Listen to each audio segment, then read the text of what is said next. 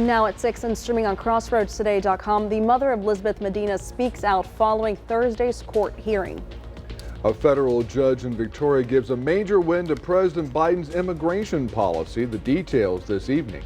And families in Uvalde react following the report into the police response to the school shooting massacre.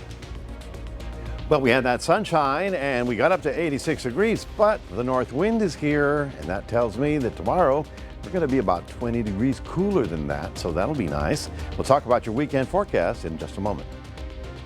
Victoria East with a playoff shot tomorrow. I'll have that in sports. You're watching 25 News now at 6. Good evening and thank you for joining us. I'm Don Brubaker. And I'm Karina Garcia. Lisbeth Medina's mother, Jacqueline Medina, says she wants the world to know Lisbeth's story and that she is going to fight. Rafael Romero, the accused murderer of Lisbeth Medina, has a court date of April 4th in Jackson County. Romero did not officially enter a plea on Thursday. As of right now, his trial is set for October. Jacqueline Medina told KPRC she knows her daughter is still with her as she fights to defend her legacy. A federal judge in Victoria has upheld the use of an immigration program that allows up to 30,000 migrants from 4 countries into the U.S. per month. The ruling Friday came in response to a lawsuit from Texas and 20 other states that argued the humanitarian parole program, quote, created a shadow immigration system, unquote. Advocates for the federal government countered that migrants from Cuba, Haiti, Nicaragua, and Venezuela who are admitted through the policy help the U.S. farm labor shortage and reduce the number of people immigrating illegally. The Port of Bay City chairman was critically injured while his wife and another driver were killed in a deadly crash early Friday morning. The Bay City Tribune reports the 2-vehicle wreck happened when a 2010 Toyota Tundra collided with a 2023 GMC Yukon on State Highway 60. DPS says the driver of the Tundra, 29-year-old Oscar Abelenda III of Katy, and the passenger in the Yukon, 71-year-old Donna Harrison of Bay City, were pronounced dead at the scene. The driver of the Yukon, 63-year-old George Harrison of Bay City, was critically injured and transported to the hospital. Also in Bay City, police want information on this man. It's 22-year-old Joel Lopez of Bay City. He is wanted for his reported involvement in a recent shooting in Bay City. When arrested, Lopez faces a charge of aggravated assault with a deadly weapon. Authorities say this suspect should be considered armed and dangerous. Contact local law enforcement if you know the whereabouts of this man. 1 month ago, Wharton police arrested Waynard Austin on 7 felony warrants. Shortly after, Austin escaped from custody in handcuffs. Austin remains at large, last seen wearing a black hoodie, blue jeans, and white shoes. If you see him, contact 911. Wharton police say Austin is not a threat to public safety. A suspect from North Carolina was arrested in Wharton County Friday. 37-year-old Angelica Ramos from Durham, North Carolina, faces 5 charges, including engaging in organized criminal activity and abandoning or endangering a child. She is in the Wharton County Jail in lieu of $65,000 bond. And now let's take a quick pause on our news and take a look at your forecast with Chief Meteorologist Mac Perez. We are running into a really nice weather weekend. And just in time also for some of the youngsters. Spring Headed break to starting. Spring break. Oh my gosh, I forgot all about that. Watch out on the roads. Okay, so it is coming on spring break. A lot of kids, a lot of college students going to go out there and play. Well, we've got a cooler weekend for you. A breezy Saturday, north wind coming in, making it a little bit more comfortable than having temperatures in the 80s. And we don't have a rain chance till next Thursday. So all these three things sort of add up to a pretty good looking spring break week. We'll have more details on what's coming up a little bit later on. Back to you.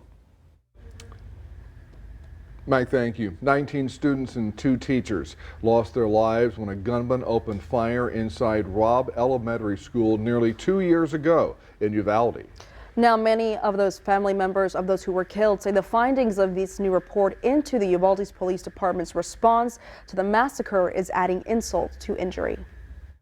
Nearly 2 years have passed since the Robb Elementary School massacre in Texas. He was trying to come home to be with his dad and his family, but he didn't make it. Help us get change. and many questions remain. Do you feel the pain of these families and what happened here today? Or you're just not going to answer? Retired Austin Police Detective Jesse Prado investigated the police response to the school shooting and presented his findings at a Uvalde City Council meeting Thursday. When the officers initially made entry into the school, they made 28 attempts to use their radios to get information out to the rest of the officers that were showing up. When he cleared all local officers of wrongdoing, residents raged. Everyone knows the truth and the failures, and lives would have been saved. We would still have people today. We would have teachers and children here today, no matter what your report came back, if these officers would have done their job and their duty. After more than an hour, police stopped the active shooter, but by then it was too late for the 21 victims. There were multiple law enforcement officers from multiple agencies that stood by for 77 minutes as children and teachers died, and I'm not going to stand by. I'm John Lawrence reporting. Prado admitted this probe found many failures into the law enforcement's response, but did not identify any specific officers for not doing their jobs that day. The family of Audrey Cunningham, the 11-year-old Livingston girl reportedly murdered by a family friend, is working to propose a law named after the late innocent preteen. Audrey was found dead after a 5-day search in both Polk and San Jacinto counties in February. Don McDougal, who lived in a trailer behind the home Audrey lived in, is accused of killing the child. Audrey's grandparents told KPRC they proposed new legislation called Audrey's Law. The goal of the law would be to expand the requirements for offenders that need to be included on the sex offender registry. Audrey's family said that McDougal slipped through a loophole in the system. United Airlines says an airplane engine fire during a flight from Houston to Fort Myers Monday was caused by plastic bubble wrap from the airfield. KTRK reports one of the Boeing 737's engines ingested the bubble wrap before departure. The flight, with about 167 passengers boarding, had to land after surging more than 10,000 feet in the air. Back at Bush Intercontinental, no injuries were reported. The airline said they provided another flight for the passengers. A Louisiana organization is trying to replenish the feed lost for the livestock in the Panhandle wildfires through an innovative way. Impact Fusion International is crushing sugar cane and then mixing it with necessary minerals. The mix will then be compacted into large bales that can feed up to 400 cows a day. The organization has 80,000 pounds of crushed sugar earmarked to be sent to North Texas ranchers. Texas agriculture officials say more than 85% of the state's beef cattle are in the Panhandle. Big changes in Houston today for the Republican National Committee. RNC Chairwoman Ronna McDaniel stepped down from her role. The RNC quickly elevated Donald Trump's endorsed candidates following McDaniel's resignation. North Carolina GOP Chairman Michael Whatley and the former president's daughter-in-law, Lara Trump, will serve as the organization's new chair and co-chair, respectively. One of the biggest employers in the Crossroads may be getting a new water source. The Texas Tribune reports Texas regulators last month approved a new 2,500-acre reservoir for Gulf Coast Industries.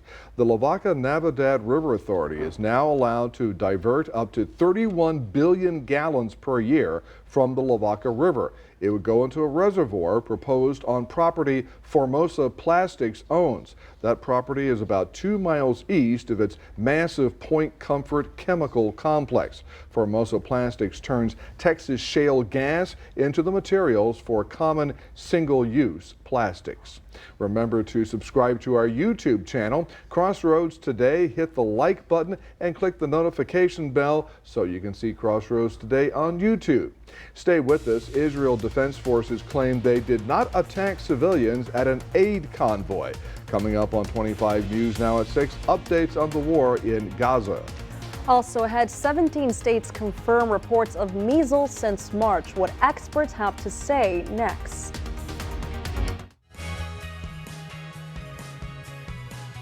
Here's a look at Community Crossroads this weekend. We revisit Safe Streets, Safe Pets, a 25 News Now extra. We also sit down with Adopt a Pet of Victoria, Pet Adoptions of Cuero, and give you guys a sneak peek of the St. Joseph Theater performance of Mean Girls. I can be who I wanna be and sexy. I can be who I wanna be and hot. Be somebody new.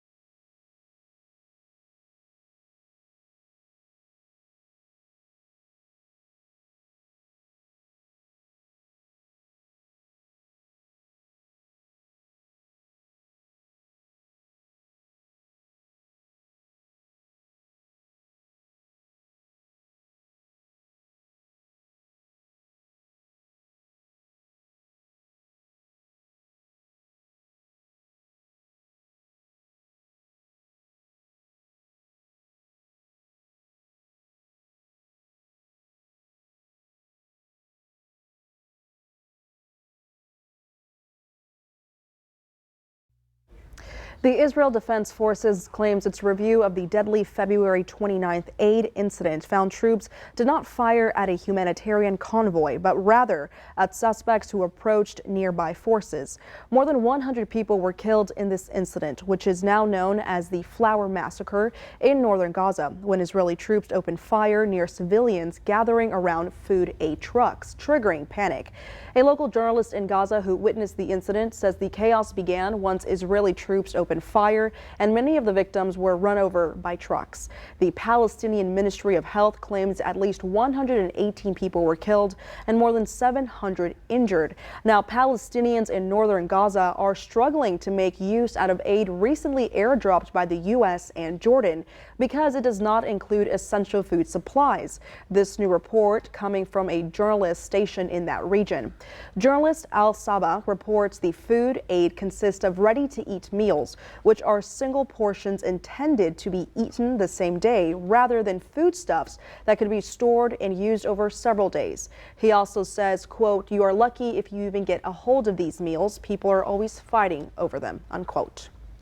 People in Israel do not, for the most part, support aid being funneled into Gaza to reach people who need it the most. There is a belief that all the aid is being taken by Hamas. And for weeks now, protests are taking place at the border crossing Kerem Shalom, where people are trying to block those aid trucks from going into Gaza. In North Texas, Garland police arrested 23 anti-war demonstrators outside a local General Dynamics factory who were protesting the military contractor for manufacturing munitions sent to Israel. Yeah, and some of those arrested were charged with obstructing a roadway and others were charged with criminal trespass. Police say the protest started around 4:30 a.m. with multiple vehicles blocking traffic. They advised the protesters they could continue their protest provided they were not blocking traffic.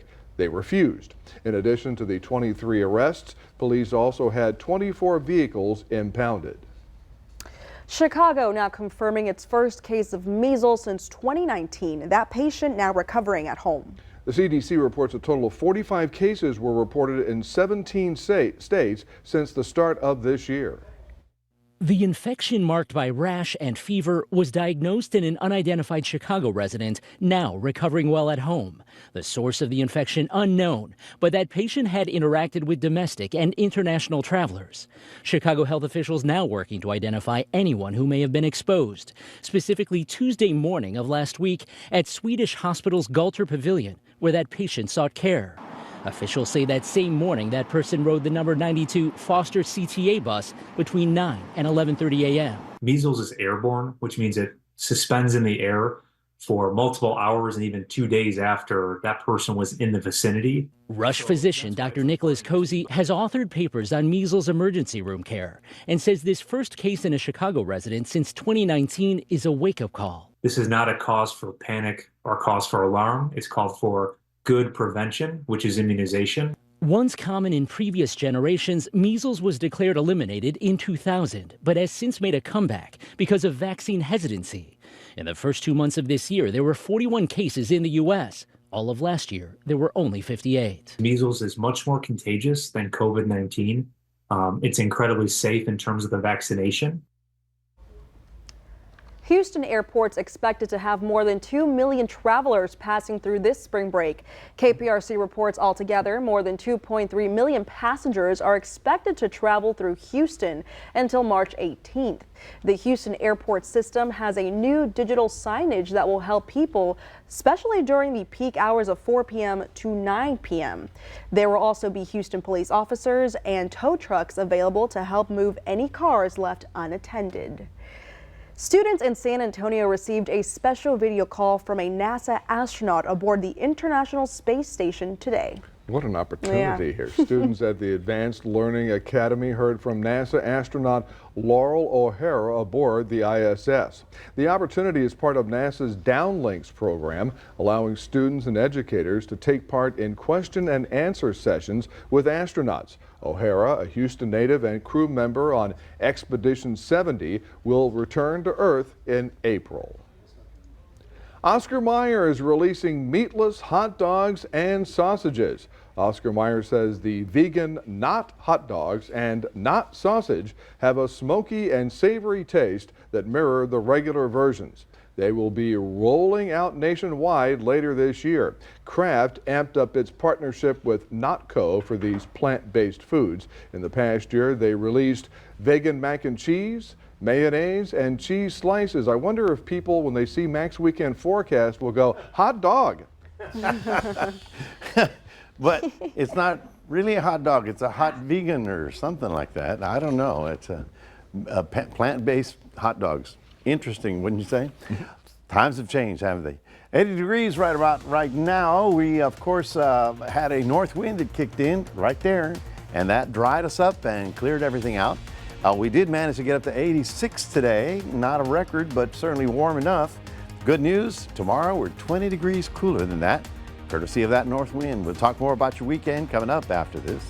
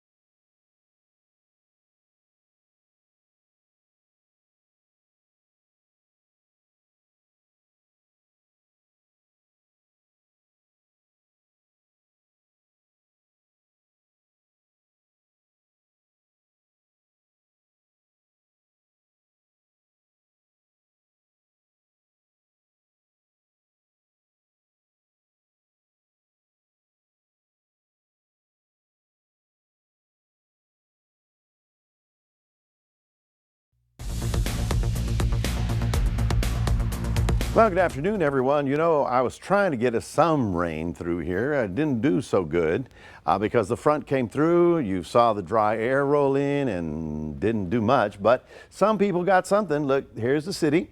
And to the north, you look at Hallettsville over to Gonzales. They might have had a good ½ inch up there. And that's better than nothing because I'm trying to get some more spring rain. You know why, right? Once spring's over and summer really begins, it's going to be a long, hot, dry summer, so whatever we can do now is good. By the way, springtime officially begins March 19th, by the calendar. Thing is, by that time, we'll be already in summer, which is going to be kind of weird around here. I do expect it to be a long, hot summer, kind of like last summer. A lot of 100-degree days. There you see our right now temperatures, 80 degrees for us, 82 down in Corpus, 79. But here's our cooler air right about there. You can see it in North Texas. Abilene's down already in the 40s. Okay, it's not going to get that cold, but that cooler air is going to drift down here. First we got the dry line. Now the cooler air is going to roll in, and I think you're going to like this weekend. It's not going to be absolutely clear and blue, but it will be generally sunny. The reason I say that is because we're going to have a lot of this high-level cloud cover streaming in from the southwest over the region. But at the surface, where you and I are, we're going to be looking at that northwest wind blowing, and that's going to make it fairly comfortable. I think you're going to like, 68 to 70 degree afternoons, so you're going to be in the backyard enjoying. By the time we get to Sunday, we'll start picking up that Gulf air again, but still the high-level cloud cover is still kind of drifting over us from the southwest. These are the forecast highs for tomorrow. Wow, what happened there? 65 from 86. Sounds pretty good. We'll enjoy that. Of course, North Texas will be really basking in what could be the last big, the last strong cool front of the season because it's going to get really hard to get after March 15th to get any really cool air down here. So here's our little cool front. It'll come through overnight. By tomorrow, we'll have a nice north wind and things are going to be looking good for us. High pressure going to build in, give us a good Saturday and Sunday. In fact, Monday and Tuesday are looking still pretty good, but by then we'll start seeing that return flow and we'll get enough cloud cover, maybe even get back to the fog by the time we get to Wednesday. But for the weekend, things are really going to be on the bright side. Now, for those of you that have an opportunity, for those of you that actually have a fishing pole, here's the forecast for the Port Lavaca area for tomorrow. Just want you to know the following is that we're going to have a north wind blowing at 20, 25 miles an hour. So it may be a little breezy, but there's your high tide, your low tide at 8 o'clock in the morning. Waves out in the Gulf are 2 to 5 feet and bay waters are on the choppy side. So for those of you in Port Lavaca, looking at mostly cloudy in the morning with the winds beginning to pick up, partly cloudy for the rest of the afternoon, and temperatures only mid-60s. Cuero also, we start off in the 50s and get up only to the mid-60s as high temperatures, and we're looking good right on through Wednesday. Thursday of next week, we get a chance of rain, and don't forget, Saturday night, spring forward as we begin daylight saving time. That's your 7-day forecast. Reminding everybody we do have a QR code. Scan that with your phone and put Crossroads Today on your phone. Now we'll toss it over to Karina. Thank you, Mac. And now here's sports reporter Zach Brown. One track and field star shined in Cuero last night. I'll have that coming up in sports.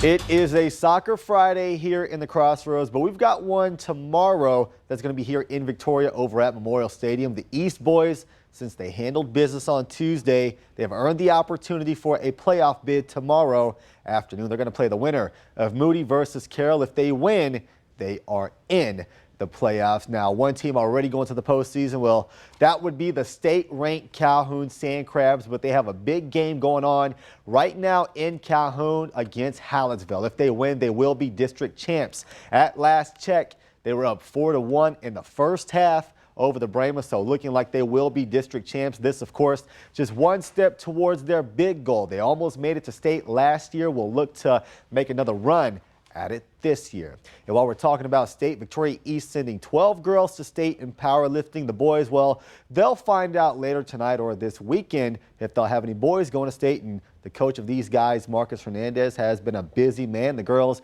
trying to go back to back. The boys taking about some small steps as they try to go for the big goal. I think the girls, with as many as we have returning from last year, the experience is there. Last year we dealt with a lot of nerves, a lot of first-time people there, but I think we have a lot more experience. We have a lot more confidence going into state, and being on them every week. Hey, this is where we're at, trying to set that pace and try to set that tone. We're expecting to go back-to-back, so we do what we need to do. Hopefully everything works out in our favor. And one person you can likely expect to make it to state here in a few months, that would be Yoakum star athlete Gianna Phillips. She narrowly lost gold last year in state, taking silver, but she's looking even better this year. Last night in the Cuero relay, she won gold in the triple jump, going 37 feet 10 inches in the long jump with 18 feet 5 inches, and then she went silver in the 400 meter and bronze in the 4x4 relays. Last week in the VISD softball tournament, and this weekend it's baseball. Some scores from that. Both Victoria schools having a good day so far. The East Titans beat Angleton 5-3. The West Warriors beat Robstown 6-5. They will both play again later tonight. That tournament will last through tomorrow. Down the road in the youth sports complex, the Victoria East Titans welcoming the ladies from Cuero. Cuero off to an excellent start at 15-1 on the season. Victoria East with a tall task tonight. Cuero threw a perfect game last time out. We'll see how the ladies from the east side stack up tonight. In CONCACAF, we got some soccer. Nashville up 2-0 over Messi and Inter Miami, but as we all know, Messi, well, he's inevitable. He strikes from outside the box to cut that Nashville lead in half. It's 2-1. Now with time winding down in the added minutes portion of this one, a header ties it up at 2 apiece. Inter Miami salvages the tie. That is it for your sports. Donna and Karina, back to you. Thanks, Zach. We're back in a moment. Students taking the SAT will not need a pencil and paper this year. Find out why straight ahead.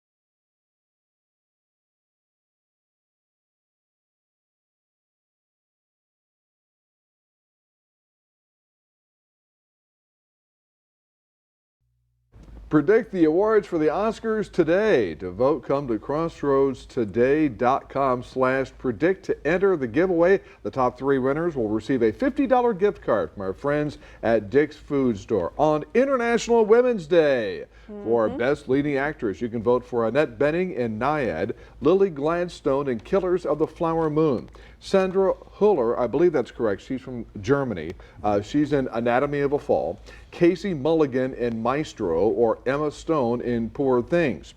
So let's see the numbers. Oh boy, here we go. Looks like 41%, 43% are going for Emma Stone in Poor Things, and then 36 for Lily Gladstone, It looks like 43, right? 14 for Annette Benning, and 0 for Sandra. And well. Wow. We'll see what happens on Sunday night. That's okay? right. The Oscars pre-show is on our sister station, KVUTV, Sunday at 5:30, and the Oscars start, well, actually, we are KVUTV, and the Oscars start at 6 p.m. Indeed. All right. Finally tonight, students taking the Scholastic Aptitude Test, or SAT, will not need number 2 pencils this year. How about that? Instead, they will need a laptop. This weekend, the college admissions testing season begins, and for the first time, the SAT will be entirely digital. The new version of the exam will be about an hour shorter, but still set up with one math section and a section for reading and writing. The highest possible score is still 1,600. The SAT administrator says 1.9 million students took the SAT at least once last year. I don't know if I'd like it with the laptop. I don't know. Oh, I do, because, you know, when you're writing the essays with your pencil, I'd get cramps because you're under time and you're, you know. Yeah, and then you get that. We have time for weather. Now we can do this kind of thing. We have time for weather. You're right. Folks, we're going to go out a really nice weekend. The cooler air is going to roll in overnight, and all that soupy stuff that you see out there right now should be burning away. Looking at a high of only 68 tomorrow. Thank you, Mac. Thanks for joining us. We hope to see you back here tonight at 10.